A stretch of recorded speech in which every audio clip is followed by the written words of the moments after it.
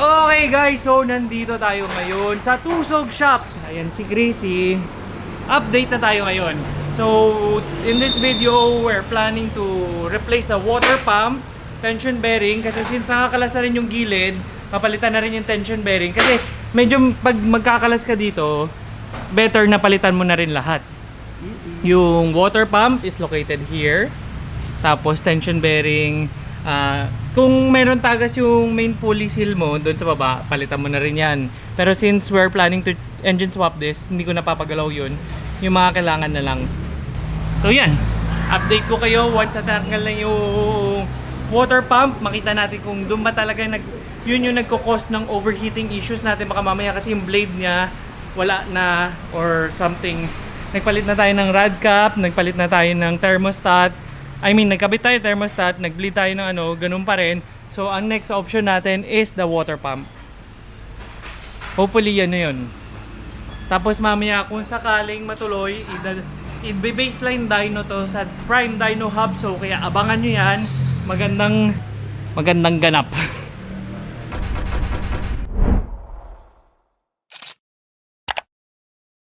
Galawin ko kaya to. Wag!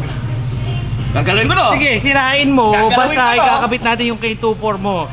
Rekta ko starter. Hindi na natin antayin si Ace. Ayan.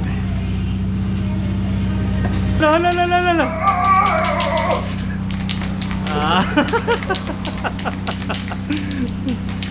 So, yan yung bagong water pump. Yeah. Motor. Tutuwa si Miguel ayusin yung atin kasi B-series eh.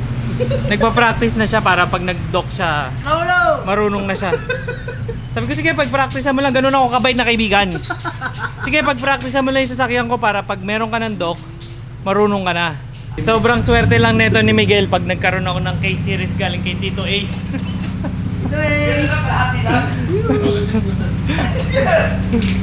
Oh, ganda! June Auto! Oh, ganda! Tamang trip si J-Lo eh. Feeling Type R ginawang pula. Walang Type R na single cam. Niyabang ko daw sa inyo. Oh. Sabi niya, videohan mo daw para makita nilang nilinis ko na. Ayan, nilinis ko na. Sabihin nyo naman, galing mo Miguel. Sabihin nyo gano'n. Comment down below. Sabihin nyo, galing mo naman Miguel. Tangina, maayos pa yan. Wala, nandyan. Napalitan na rin natin. Tingnan natin kung yan na yung solusyon. Pero buo pa eh. Ito yung dati, ito yung bago. Modify kasi natin, ganun natin na onte para lumakas yung Laki mo yung blade. Oo, yung impeller. Gula sa turbo. Oh, ito minsan na lang nandito. mga ano pa eh, mga suggestions eh. Modify! Fitment without putol, without init. Utang na yung pala, lalakin yung gulong. J-Lo. Grinder pagligon ko. Nakabit na yung belt, nakabit na yung bearing, nakabit na yung water pump.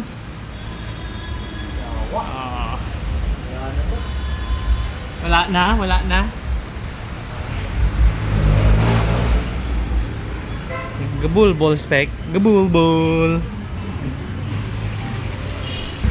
So, this is the moment na kung magkakaalaman na kung magsisirain ni Miguel yung B-series niya or maluwag yung head bolt. Yun lang yun. Dalawa lang pwedeng kalabasan nito. Bili ka na ng cam ngayon habang nakabukas. Cams. Ayos ah. Sabi mo, cams. Sanay kasi, sorry. Sanay sa single cam eh.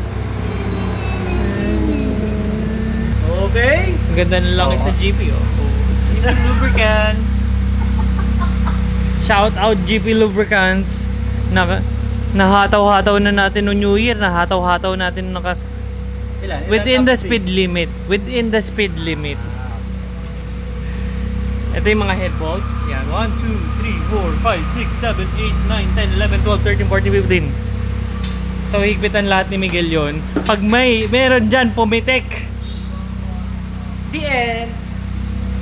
Siya may kasalanan, hindi ako. Last touch. Sabi mo eh.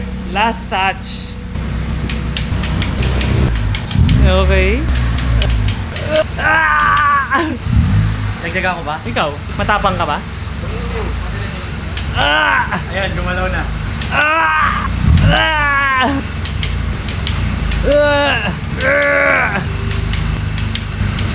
Okay. Torque spec. 65 pala yun. Okay guys, ayan na. Nabalik na ni Miguel lahat. Tapos magbi-bleed na tayo ng radiator. Meron isang head bolt na medyo konting gumalaw, konting galaw. Better to be sure na lang rin. Double check para at least na ano na natin siya. Eliminate lahat ng possible causes para mabawasan yung mga iniisip natin na baka doon ang galing, baka doon ang galing. So bilib ako dito sa batang to kay Miguel. Talagang hindi niya tinantanan hanggat magawa niya lahat ng kailangan niya gawin. Na palipat-lipat pa siya kanina ng iba-ibang kotse. Na maski dati pa, ginagawa niya talaga. Ayaw tantanan. May sakit rin to si Miguel eh. So shout out dito kay Miguel ulit. Ito wala namang kwenta to eh. Sariling kotse niya yung ginawa eh. Pinapagawa ko lang yung bumper, hindi pa nagawa. Diba? So yun. Punta na tayo sa Prime Dyno Hub. We are here at Prime Dyno Hub kung saan i-baseline dyno si Chrissy. Kasi last time ginawa natin siya sa Dyno Jet para malaman natin yung difference ng between sa ganitong klaseng dyno and sa Dyno Jet na gumugulong. So that's why we are here today to try out the new Dyno Hub.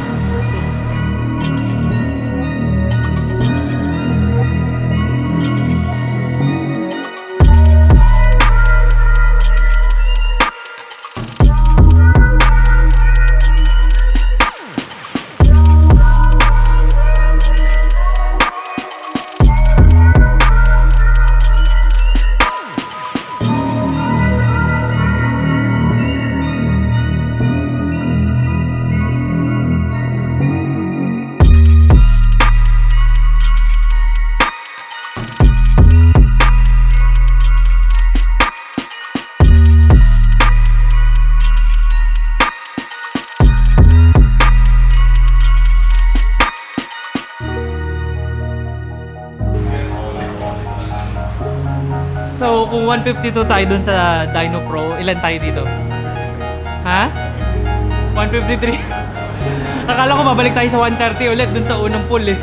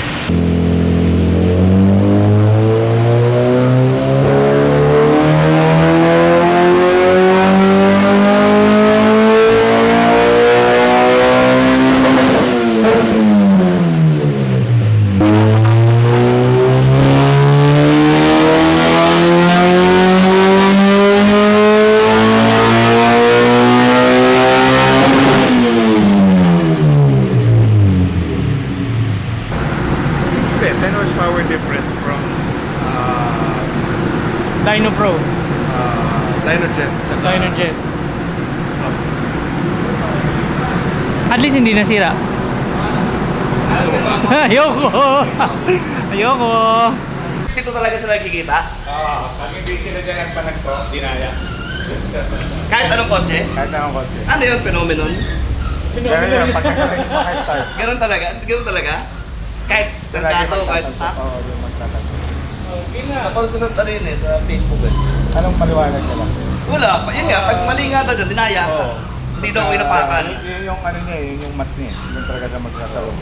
Pagka either magpapantay lagi yung torque niya. Oo. Pag Hindi ka full battle pagka. Oo, hindi mo inapakan. Reviewin nga natin yung mga nag-dyno. Ay, nire-review ko yun. Yun din mo kung dinaya o hindi. Kaya alam ko yung mga mandaraya. Yung tipong dito nakaapakan. Hindi, sa tapak hindi mo makikita. Ano ba difference ng ganyan dyno doon sa conventional roller dyno? Oh, tanggal gulong dito. Tanggal gulong, o tapos, ina mo. Marami. Anong pwede mong magawa dito sa hindi mo magagawa doon sa... Output. Output mas mababa ng konti ito. Pero alin yung mas close to realistic? Yung output naman kasi it varies from the dyno. Kahit jet magkakaiba rin eh.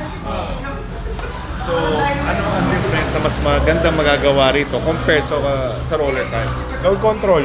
Si Tito Ace nga mag-interviewin mo. Oo nga, Dali, oo. Tito Ace. Vlogger. Tito Jer. Bago nating recruit na vlogger. So, anong pwede natin gawin na wala dun sa roller type? Tulad nito. Teka, asan ba? Torque optimization. Yung ginagawa natin kanina. Tataas ako ng timing, nakikita ko yung kung nagtataas pa yung torque. Sa Dynojet pa, hindi nakikita yun. Makikita mo, ang malalaman nila eh.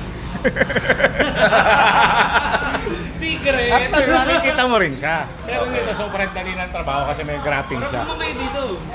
Lalabas dito, halimbawa, nagtataas ng timing, pumapower ng pumapower. Tapos habang nagtataas ka, nawawala power, makikita mo, babalikan mo na lang Pati siya. tayo may graph. Oo. Sa Dynojet, Wala. ang alam ko, wala. Ang alam ko. Although kaya mong imimix sa Dynojet to, mas mahirap lang. Saka yung load control nito, yung ito. Ano ba yung low control? Load. Load. Yung ginagawa namin per RPM per cell, matotono mo siya per cell. Okay. Although kaya rin nga sa Dynojet yun, pareho lang. Mas maganda lang dito. Mas maganda lang interface. Hindi, mas maganda interface ng kabila Ng ng Dynojet. Dynojet. So kasi, tingnan mo naman ang hirap-hirap ng parang mag, no? Doon basic lang makikita, may power, torque, boost. Dito lahat makikita mo. Pati yung difference na yung split makikita mo, left Ano and yung right. split left and right? Load, makikita So kita mo. mo to, mas malakas yung left natin. Kasi wala tayong LSD. Okay. So makikita mo. So hindi totoo yung sinasabi ni Makoy na pag nanilize na isang gulong na yung Dalawa pa rin, pero meron kang figures eh. ikaw ay sabi na Dalawa pa rin. So pag naka-LSD ka, isa lang kakabit natin. Mas half the price. Yan, so lamang yung left na gulong. So as a tuner, ano mas preferred mo na dyno? Ito, Ito. kung ako lang. Pero yun nga, yung dyno, pare-pareho rin tuning tool. So kailangan mong gamitin yung dyno ng tama, huwag mong dayain. Okay. Ikaw yun. Ikaw yun. So ano masasabi mo sa pinakamabagal na B16 sa Pilipinas? Nos na to. Na soon to be K24 swap. Ulol. Sa May, abangan nyo.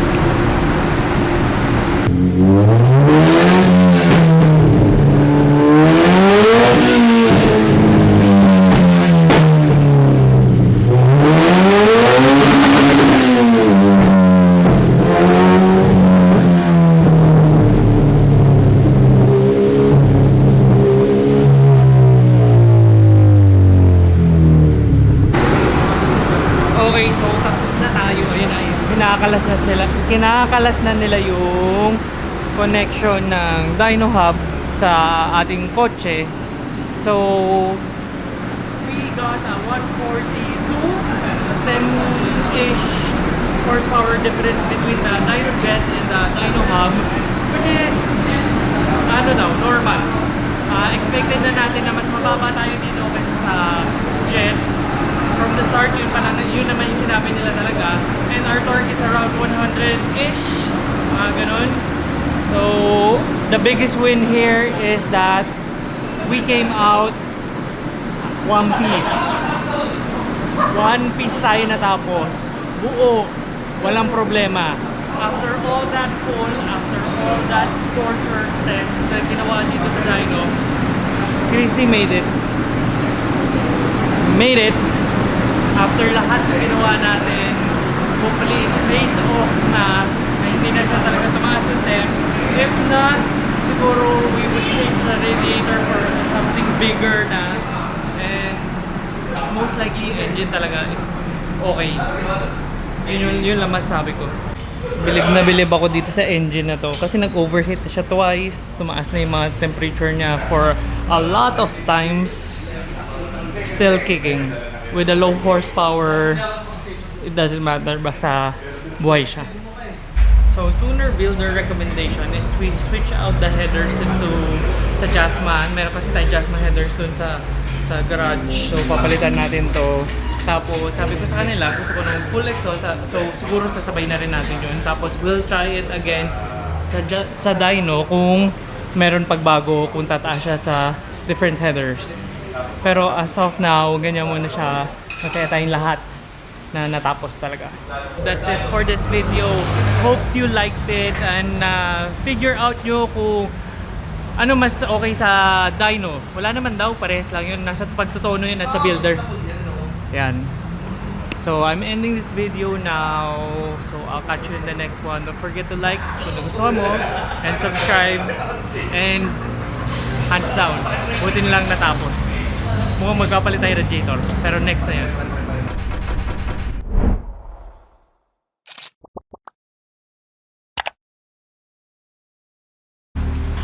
Abi, labas mo nga. Hindi ako nagka-drive ng 150 and below. Bakit? May EG ka ba? Meron. Umaandar? Paano ka magkakaroon ng horsepower kung hindi umaandar yung sasakyan? 150 and below? Oh my God!